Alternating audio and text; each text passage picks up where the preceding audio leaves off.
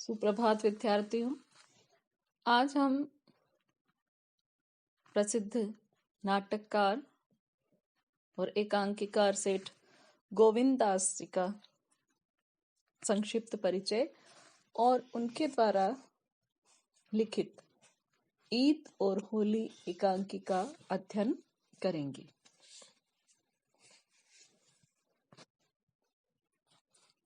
सेठ गोविंद दास एक प्रसिद्ध नाटककार तथा देशभक्त थे। भारतीय लोकसभा में उन्होंने हिंदी का जोरदार समर्थन किया तथा हिंदी को राजभाषा के रूप में उसकी गरिमा दिलाने का पूरा प्रयास किया। सेठ जी ने राजनीतिक, सामाजिक तथा ऐतिहासिक नाटक एवं एकांकी लिखे। मानव मन, शाप और वर उनके मुख्य सामाजिक नाटक हैं, जबकि प्रायश्चित, बाजीराव की तस्वीर, शिवाजी का सच्चा स्वरूप आदि उनके प्रमुख ऐतिहासिक एकांकी है। यू नो, भूख हड़ताल, सुदामा के तंदुल आदि उनके श्रेष्ठ राजनीतिक नाटक है। उनकी समस्त रचनाएं सेठ गोविंद दास ग्रंथावली में संकलित हैं। सेठ जी गंभीर व्यक्तित्व के धनी व्यक्ति थे, जिसकी छाप उनके नाटकों तथा एकांकियों में भी मिलती है। वे अपनी रचनाओं में सामाजिक कुरीतियों पर व्यंग्य करते हैं तथा अपने एकांकियों में वे सभ्यता के प्रति सकारात्मक दृष्टिकोण रखते हैं। फैशन, शोषण, पाखंड, भ्रष्टाचार, धूर्तता, आडंबर आदि का वे अपनी एकांकियों और नाटकों में विरोध करते हैं। अपने ऐतिहासिक नाटकों और एकांकियों में वे प्राचीन भारतीय संस्कृति, कला, वैभव और पराक्रम का चित्रण करते हैं। उनके एकांकियों की वार्तालाप बहुत साधारण किंतु प्रभावशाली हैं। भाषाई सहजता के कारण उनकी एकांकी अभिनय की दृष्टि से अत्यंत सफल है। सच्चा धर्म सेठ गोविंद दास का एक समस्या मूलक एकांकी है, जिसमें वे धर्म की व्यापक परिभाषा करते हैं। वे धर्म को हिंदू मुसलमान की सीमाओं से ऊपर ठहराते हुए सच्ची मानव सेवा को ही धर्म का मूल मंत्र ठहराते हैं। मानवीय धरातल पर मनुष्य की न कोई जाति है न संप्रदाय, हम सब मनुष्य हैं तथा मनुष्य को मनुष्य के रूप में प्रतिष्ठा दिलाना ही हमारा सच्चा धर्म है। यह सच्चा धर्म एकांकी में सेठ गोविंद दास जी ने बताया है और वास्तविकता भी यही है।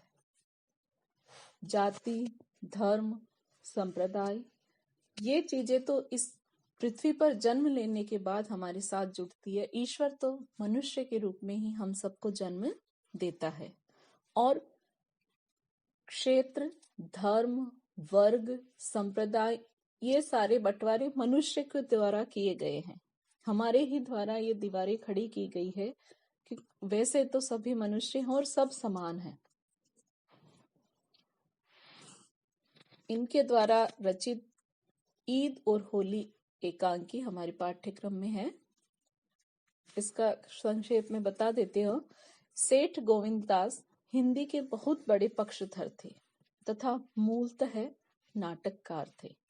जैसा कि आप सभी को विदित है कि नाटक और एकांकी दोनों का रंगमंच पर अभिनय होता है। नाटक में कई अंक होते हैं, पात्रों की संख्या भी अधिक होती है। उसमें एक मूल समस्या घटनाक्रम होता है और उसको उद्देश्य तक, फलागम तक पहुंचाने के लिए उसके साथ दो चार घटनाएं और साथ चलती रहती है। जबकि एकांकी उसके नाम से ही विदित होता है, एक अंकी, एक अंक जिसमें होता है। पात्रों की संख्या भी सीमित होती है, एक ही घटना, एक ही कथा वस्तु के उसमें उठाया जाता है और रंगमंच पर अभिनय की दृष्टि से एकांकी में जो उसकी अभिनेता का और रंगमंच पर मंचन का विशेष ध्यान रखा जाता है। तो सेठ जी के नाटक तथा एकांकी भारतीय इतिहास और संस्कृति के गौरवपूर्ण पन्नों को खोलते हैं तथा उच्चतर मानव मूल्यों की प्रतिष्ठा करते हैं। जो सेठ गोविंददास जी ने एकांकी लिखे हैं, उनका नाटकों का और एकांकी का उद्देश्य है कि हमारे भारत के इतिहास के जो स्वर्णिम पृष्ठ है, हमारी जो विशिष्ट संस्कृति है, जो संपूर्ण विश्व में अपनी एक अलग और विशिष्ट पहचान रखती है, उनको अभिव्यक्त करना और उनके माध्यम से श्रेष्ठतम मानवीय मूल्यों की स्थापना का प्रयास इनका उद्देश्य था, ताकि हम जो भारतीय नागरिक है, जो नई पीढ़ी है, वो इनके माध्यम से अपनी श्रेष्ठतम संस्कृति के बारे में, इतिहास के बारे में जान सके। उनकी दृष्टि में मानव धर्म से बड़ा कोई धर्म नहीं है। मतलब भारतीय इतिहास के स्वर्णिम पृष्ठों का गौरवपूर्ण अध्याय का परिचय करवाने का जैसा प्रयास सेठ गोविंददास जी ने किया है, यही प्रयास हमें जयशंकर प्रसाद की नाटकों में भी दिखाई देता है। उनकी कहानियों में भी ये विशेषता हमें दिखाई देती है। सेठ गोविंददास जी ने इस छोटे से एकांकी में भारत की एक महत्वपूर्ण समस्या, सांप्रदायिकता पर मनुष्यता की विजय का उद्घोष किया है। दो अबोध बच्चे राम और हमीदा नहीं जानते कि हिंदू मुसलमान में क्या अंतर है। उनके लिए तो ईद की सिवैयां और होली की मिठाई समान रूप से आनंददायिनी है। बच्चे तो भगवान या खुदा का रूप होते हैं, किंतु समझदार रत्ना और खुदा बख्श हिंदू मुसलमान के भेद को समझते हैं और परस्पर घृणा भी करते हैं। राम रत्ना का बेटा है और खुदा बख्श की बेटी हमीदा, किंतु बच्चों की अबोधता, पवित्रता और भेदहीन दृष्टि खुदा बख्श के हृदय में सच्ची मनुष्यता के अंकुर पैदा करती है। रत्ना और खुदा बख्श दोनों ही अपनी संकीर्णता पर पश्चाताप कर मनुष्यता के आलोक से अपना अपना अंतस दिव्यता से भरते हैं। एकांकी बहुत मार्मिक है। अब हम एकांकी पढ़ेंगे। इसका सार इसमें बताया था, ईद और होली। लेखक है इसके सेठ गोविंददास। सबसे पहले इसके पात्र, राम एक छोटा बच्चा है, हमीदा बच्ची है, रत्ना राम की माँ, खुदा बख्श हमीदा के पिता।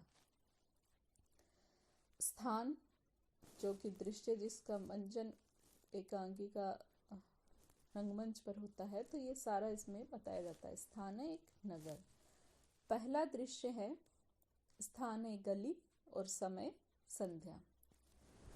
सकरेसी गली का एक हिस्सा दिखाई देता है, जिसके दोनों ओर एक मंजिले, दो मंजिले छोटे छोटे मकानों के बाहरी भाग दृष्टिगोचर होते हैं। गली के एक और सबसे नजदीक खुदा बख्श के एक मंजिले मकान के सामने का कुछ हिस्सा दिख पड़ता है। मकान में आने जाने एक छोटा सा दरवाजा है। गली के दूसरी तरफ सबसे नजदीक रत्ना के दो मंजिले मकान के सामने का कुछ भाग दिखाई देता है। इस मकान में आने जाने का एक बड़ा सा दरवाजा है। खुदा बख्श और रत्ना के मकान एक दूसरे के ठीक सामने हैं और बीच में गली है। रंगमंच पर जब अभिनय किया जाता है, तो अभिनय से पूर्व मंच पर जिस दृश्य को दिखाया जाना है, उस दृश्य का पूरा लेखक ने जो बताया है, उसी के अनुसार उसकी निर्मिति की जाती है। तो यहाँ पर सेठ गोविंददास जी ने वो गली कैसी है, किस तरह के मकान है, ये पूरा इसमें बताया है, ताकि ये आवश्यक दिशा निर्देश होते हैं कि जब भी रंगमंच पर किसी निर्देशक के द्वारा इसका मंचन किया जाए तो वह समयानुसार उसमें कुछ परिवर्तन भी करते हैं, लेकिन मुख्य जो उसका केंद्रीय भाव है उसको दृष्टिगत रखते हुए इसका रंगमंच का उसी हिसाब से तैयार किया जाता है। हमीदा खुदाबख्श के मकान के भीतर से निकलकर गली में आती है। हमीदा करीब 4 वर्ष की छोटी सी बालिका है। रंग गेहुआ है और देखने में साधारणतया सुंदर है। छोटे छोटे फैले हुए बाल हैं। एक गुलाबी रंग का रेशमी पाजामा और हरे रंग का रेशमी कुर्ता पहने हैं। कानों में चांदी की बालियां हैं। हमीदा के हाथों में पत्ते का दोना है और उसमें मैदे की बनी हुई सिवैयां हैं। देखिए हमीदा का जो है बच्ची है वो किस तरह का, उसकी बाहरी वेशभूषा कैसी है, उसके बाहरी व्यक्तित्व कैसा है, वह इसमें सेठ जी ने पहले बताया है। हमीदा रत्ना के मकान के नजदीक जाकर जोर से आम ओ आम। देखिए हमीदा 4 वर्ष की छोटी बच्ची है, तो कई बच्चे तुतलाते हैं, तो हमीदा भी तुतला के राम को क्या बुला रही है, आम। रत्ना के मकान के बाहर से मकान से राम निकलता है और उसकी उम्र भी हमीदा के बराबर ही है, पर कद में वह हमीदा से कुछ ऊंचा है और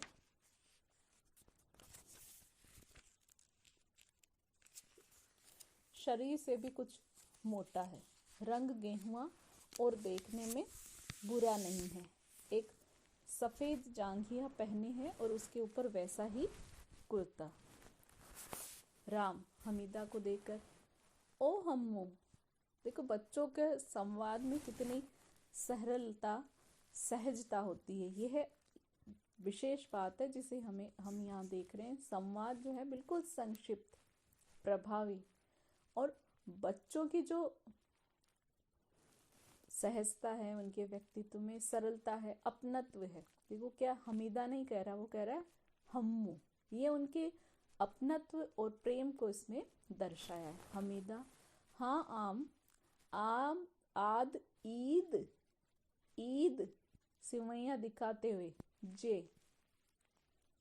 राम जे त्या है हम्मू, दोनों ही तुतला के। राम भी उसके समवयस्क है तो वो भी तुतला के बोल रहा है। हमीदा ईद की छिमैया। राम ईद की छिमैया। हमीदा हाँ आम ईद की छिमैया मीठी मीठी। कितनी प्रभावी रूप से इसमें सेठ गोविंद दास जी ने 2 समवयस्क बच्चों, इसमें एक बालिका है और एक बालक, उनके संवाद के माध्यम से बच्चों की सरलता के साथ उनके तुतलाकर बोलने के को बहुत प्रभावी रूप से प्रस्तुत किया है। और आगे जो इस एकांकी में का उनका लिखने का सांप्रदायिक सौहार्द का, मानवीयता का, मनुष्यता का सर्वश्रेष्ठ गुण है कि हम सब एक है। उस जिस संदेश को वो आगे दिखाना चाहते हैं, बताना चाहते हैं, उसको बीज जो है वह उन्होंने एकांकी के प्रारंभ में ही बड़े प्रभावी रूप से उन्होंने बोए हैं। दोनों रतन के मकान के नजदीक गली के एक कोने पर बैठ जाते हैं। हमीदा हम तुम दोनों थाएं, कि हम दोनों, होता है ना कि बच्चे साथ साथ खेलते हैं तो बड़े होते हैं तो वो साथ साथ पल रहे हैं, तो वो कहती है कि हम दोनों साथ साथ थाएं, कि साथ मिल कर के बांटे। लड़ाई झगड़े की कोई चीज़ इसमें हमें दिखाई नहीं देती, बल्कि वो बच्चे बड़े स्वाभाविक रूप से एक दूसरे के साथ उस त्योहार को पूरी तरह से उसका आनंद लेना चाहते हैं, कि एक दूसरे के साथ बैठ कर के खाएं। ये हमीदा राम से कह रही हैं। तो राम भी कहता है दोनों थाएं, कि दोनों खाते हैं। हमीदा सिवैया राम के मुंह की तरफ ले जाते हुए हाँ आम दोनों थाएं। हमीदा राम को अपने हाथ से सिवैयां खिलाती है, फिर खुद खाती है। रत्ना अपने मकान के बाहर निकलती है। वह करीब 40 साल की, गेहूं रंग की साधारण ऊंचाई और शरीर की स्त्री है। वेशभूषा से विधवा जान पड़ती है। रत्ना जोर से, राम, ओ राम। राम उसी तरह से बैठे हुए सिवैयां खाते खाते, हाँ माँ। रत्ना राम के नजदीक आते और राम तथा हमीदा को क्रोध से देखते हुए, फिर उस मलेच्छा के साथ खा रहा है, भिष्ट कहीं का। वो क्रोधित होती हैं क्योंकि वो धर्म और जाति, इन चीजों को मानती है, और राम तो अबोध बालक है, उसको इस चीज से कोई लेना देना नहीं। हमीदा तो उसकी मित्र है, उसकी बहन है, तो वो बड़ी प्रेम संबंध उसके साथ रखता है। तो दोनों आपस में एक दूसरे को साथ बैठ के खा रहे हैं, और हमीदा बड़े प्रेम से, जैसे भाई को खिलाते हैं वैसे उसको राम को खिला रही है। राम माँ जब उस पर गुस्सा करती है कि तू इस मलेच्छा के साथ, विधर्मी के साथ खा रहा है, तेरा भिष्ट कहीं का, मतलब धर्म से जो च्युत हो गया है, तो राम बड़ी प्रेम से और सहजता से, अबोधता के साथ अपनी माँ से कहता है, अले माँ, छिमैया हैं, छिमैया मीठी मीठी, ईदती हैं, ईदती। माँ उसको बताता है कि मीठी मीठी सेवैयाँ ईद की है। जिस तरह हिंदुओं में दशहरा, होली, दीपावली, नवरात्र, ये सारे त्योहार मनाए जाते हैं, उसी तरह मुस्लिम धर्म में ईद के त्योहार का बहुत बड़ा महत्व होता है। तो ये मीठी ईद है, उसमें सिवैयाँ बनी है, तो वो कह रहा है मीठी मीठी सिवैयाँ है। यहाँ सिवैयों की मिठास के माध्यम से, जो संबंधों की मिठास है, उसे सेठ गोविंद दास जी ने बताया है। रसना नजदीक पहुंचकर राम का हाथ पकड़ती है। हमीदा बैठी बैठी खाती रहती है। खुदा बख्श अपने मकान के बाहर निकलता है। उसकी उम्र करीब 45 वर्ष की है। रंग सांवला है। वह ऊंचा, पूरा, मोटा ताजा व्यक्ति है। ईद के कारण धुला हुआ सफेद पाजामा और चिकन का कुर्ता तथा उस पर हरे रंग की रेशमी सदरी पहनी है। सिर पर हरे रंग का ही बड़ा सा रेशमी साफा बांधे है। रत्ना खुदा बख्श को न देखकर हमीदा की तरफ क्रोध से घूरते हुए गरज कर, हरामजादी, 100 बार कहा मेरे लड़के के साथ न खेला कर, अपना छुआ अपना जूठा खिलाती है, मलिच्छा कहीं की। हमीदा पर रत्ना की घुड़की का कोई असर नहीं पड़ता और उसका खाना जारी रहता है। यह बच्चों की सरलता है। खुदा बख्श उसी तरफ नजदीक आते हुए, बस बहुत हुआ, बहुत हुआ, खबरदार अगर जबान चूकी तो। ये स्वाभाविक है कि जब एक बच्ची को अपशब्द एक प्रौढ़ महिला के द्वारा बोला जा रहा है और बच्ची उस सब से नादान है, इसको समझती नहीं है, तो पिता को क्रोध आना स्वाभाविक है। रत्ना खुदा बख्श की तरफ देखते हुए, ब्राह्मण का धर्म भ्रष्ट कराता है और कहता है, खबरदार जबान चूकी तो उल्टा चोर कोतवाल को डांटे। रत्ना खुदा बख्श को ही कहती है कि हम, मतलब यहाँ आकर के पता चलता है कि रत्ना का बेटा राम ब्राह्मण है, तभी उसका धर्म भ्रष्ट होने की बात रत्ना कह रही है। और इसमें आप ये भी देखते हैं कि हम ये देखते हैं कि यथास्थान इसमें भ्रष्ट का भिष्ट तद्भव शब्दों का भी प्रयोग है। खबरदार, जबान, अरबी फारसी के शब्दों का भी प्रयोग है। और उल्टा चोर कोतवाल को डांटे, यथा स्थान पर इस पे कहावतों का, लोकोक्तियों का भी अपनी भाषा को प्रभावी बनाने के लिए जो आम जनसाधारण में प्रचलित कहावतें हैं उनका प्रयोग